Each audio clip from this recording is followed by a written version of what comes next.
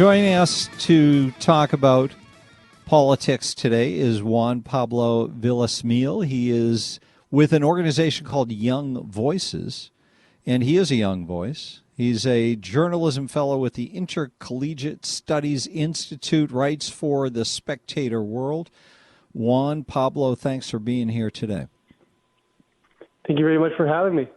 So you are a young guy, and I figured we could talk about young voters and what they're going to do this election season and what they're thinking about and what they're influenced by, since you are a good spy into the world of the young, you being young yourself. Yeah, well, that's one of my credentials. To have the Latino thing going, I guess I can speak for them, but I can also speak for the youngsters, right? The youngsters. Yes, absolutely. You've got insight into both groups. So what is there to be expected from young voters and Latino voters? What are your thoughts?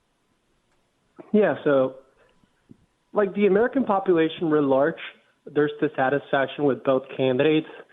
I would say that's even more accentuated with the youth, because what happens is that, and you see this in surveys, you see it in the Iowa caucus, for example.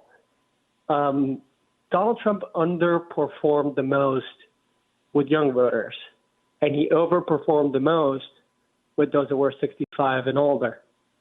On the other hand, candidates like Vivek Ramaswamy and Ron DeSantis actually did pretty well with young voters, mm-hmm. which means that it's not necessarily that they're not conservative. Well, they're voting in the primary, so they are. But, they don't really love Trump the man. So there's an age issue. Yeah, there's definitely an age issue. And then on the other hand, you see the same thing on the left. So young voters are not necessarily really into Joe Biden.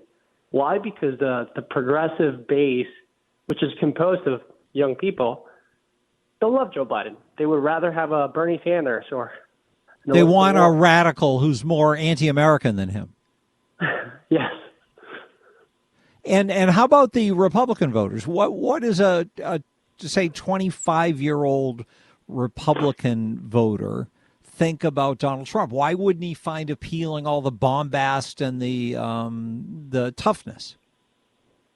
Yeah, I mean, speaking for myself and the people that I know, I think a lot of young conservatives really like Donald Trump, but those are the politically involved ones here in D.C. But on the other hand, like the more normal conservatives, the people that, are not that into politics, they just look at the news and they're like, I kind of want a new person.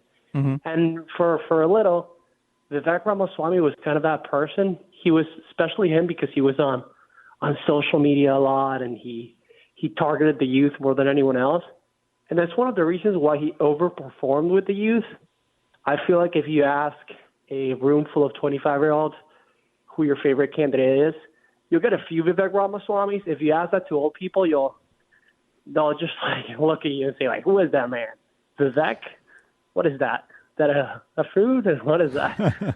One of the interesting things about Vivek, from my perspective, was that he came across as too slick and brilliant, but too fast talking at the same time. There was something unappealing about him to me, and I heard that from a lot of Republicans. I wonder if young Republican voters are wired differently in some way, that they don't find anything unsettling about the manner of Vivek Ramaswamy.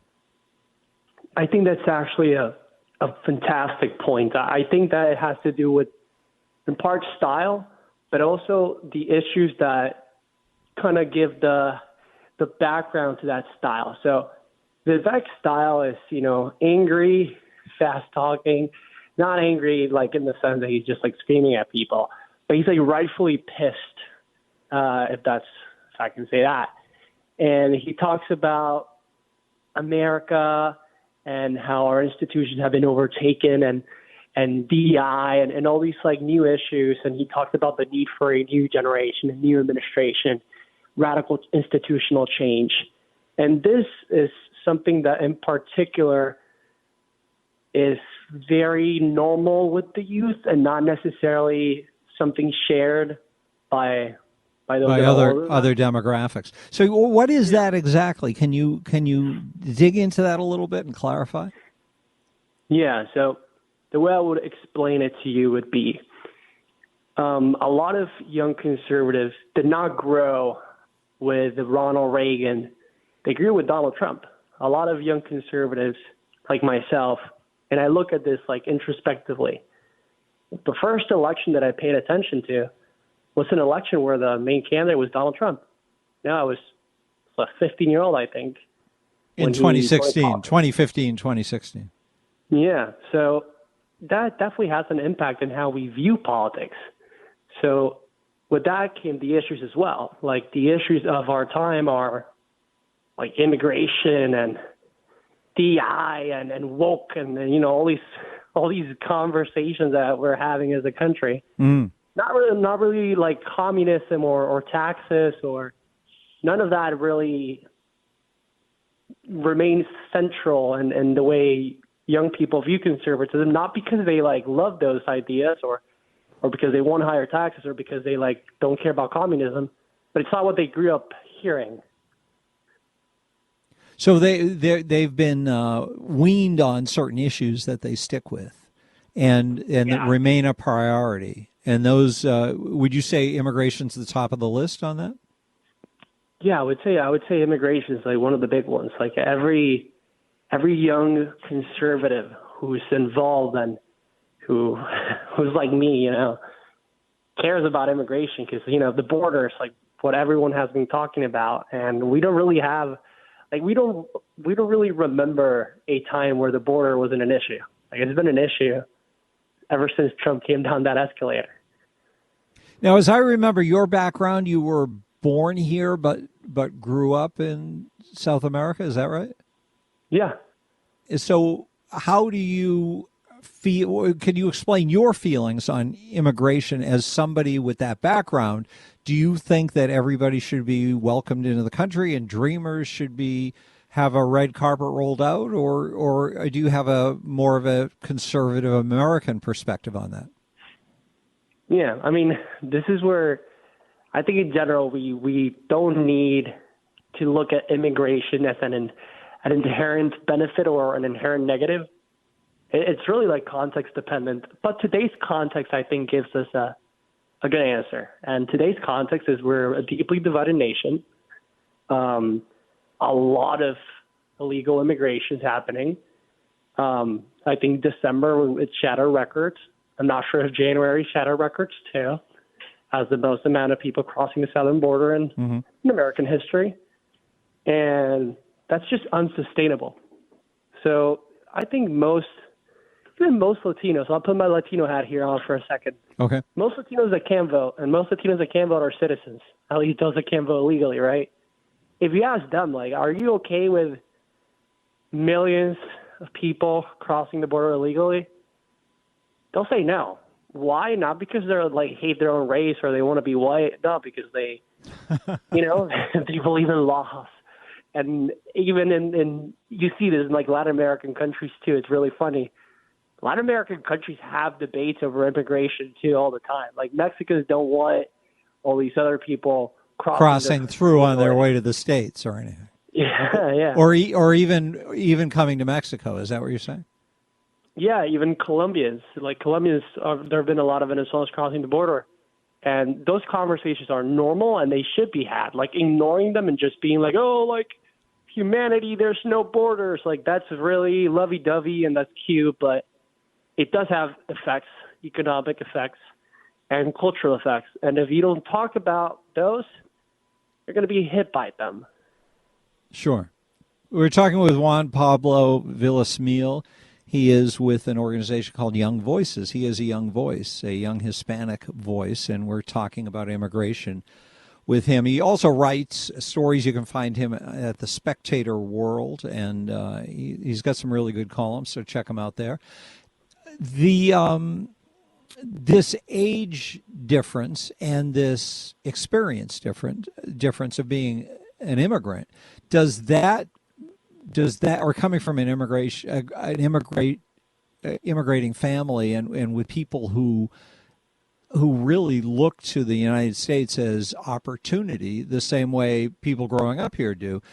How does all that jibe with the idea that we need workers and we don't have babies? And over the long term, we have to figure we're going to be welcoming in a lot of immigrants just to be able to keep our economy growing. Yeah, I don't know. I know that's like an argument a lot of people make. And I would say that if that's our answer to that deep cultural problem, just increase immigration, then we're doing something wrong as a country. If Americans today are having less children than generations before them, then I think that points at a cultural problem that we have to address. And the answer to that shouldn't be like, oh, let's export all these other people. Like, that makes no sense for me. I guess it would make sense if you're just looking at the economics and you're like talking about GDP growth and looking at the charts, but there's much more than that. And then what I've seen is that there's a loneliness epidemic. There's economic incentives that are not there for people to start families. And overall, the conditions that allowed for people to build families 20 years, 30 years, 40 years ago were much better than the ones that exist today. And our country should do something about that instead of just saying, you know what, if we export a bunch of Juans, then we'll continue the population growth and we'll get like cheap work and cheap labor. Like, nah, like it's much more. There's much more to that equation. But I like people from South America as immigrants if we were choosing them, because I think they're conservative in nature and they're hardworking and they want to have families. And that's the kind of citizen we need. Not these leftists who've been weaned on the idea that they should be able to order dinner, have it delivered at the door without their movie that they're streaming being interrupted. You know, like we've created this indulged society that I think is one of the reasons that American kids don't want to have kids and don't feel like they should suffer any struggles in their life, which I think is the root of that not wanting to have children. And we do better maybe with people coming in from places south of the border. What are your thoughts on that? I guess some Latinos are fine. Like, I think I'm good. I think my family's pretty cool. I think we're good people. But again, like I normally don't like the intrinsic, like conservative, like argument, because I know Bush used to make that case, and you know a lot of people make that case, like, oh, like they're conservative but they don't know it. But the thing with Latinos is that a lot of them haven't known this for a while because they haven't been voting conservative for so long. So I do think that, you know, like it's more. So you think that might be a little bit of a fantasy? Yeah, I think that sometimes like people overestimate what that means. I think it has to do with honestly like the type of immigrant, and this is like something that it has to be looked at like closely. It's not just like more immigrants or less immigrants. It's immigrants from where, how many, for what circumstances. Well, I agree with that too. Yeah, we blew that up in the mid '60s with the immigration reform. So there is a movement amongst Latino voters towards Republicans. What do you think is causing that? And we just have a minute, so give us a quicker answer on that. Yeah, I'll try to be quick. I think Latinos are not immune from reality. You know, we go to the supermarket, we see inflation, and we don't like that. But not only that, I think it's also cultural. As you said, a lot of conservatives are Catholic. They're socially conservative. And they see terms like Latinx being used, and they see all these things that they look at like as woke nonsense. Like, my dad is like this. Like, my dad doesn't really care that much about politics. But he goes like, what's going on in this country? Like, people are so weird. And I think that instinct is an instinct that Latinos have a lot. And that term Latinx, that fake suburban term for, you know, that they invented, that is a trigger? Yeah, that definitely is a trigger. That and like other things like that. Wow, that's cool. All right, Juan Pablo, it's great to talk with you once again. You're a wonderful guest, and I look forward to. We're going to do this time each week, right? Yeah, that'd be awesome. Yeah. Okay. Is there a website you have that you want to push people towards? Where should they go? You should look me up on Twitter, Real REAL JP VILLASMIL Villasmil. Real JP Villasmil. That's where you can find me. You can send me a DM if you have any ideas or any comments. That'd be awesome. All right. You're awesome. Appreciate it, Juan Pablo. We'll talk to you again next week.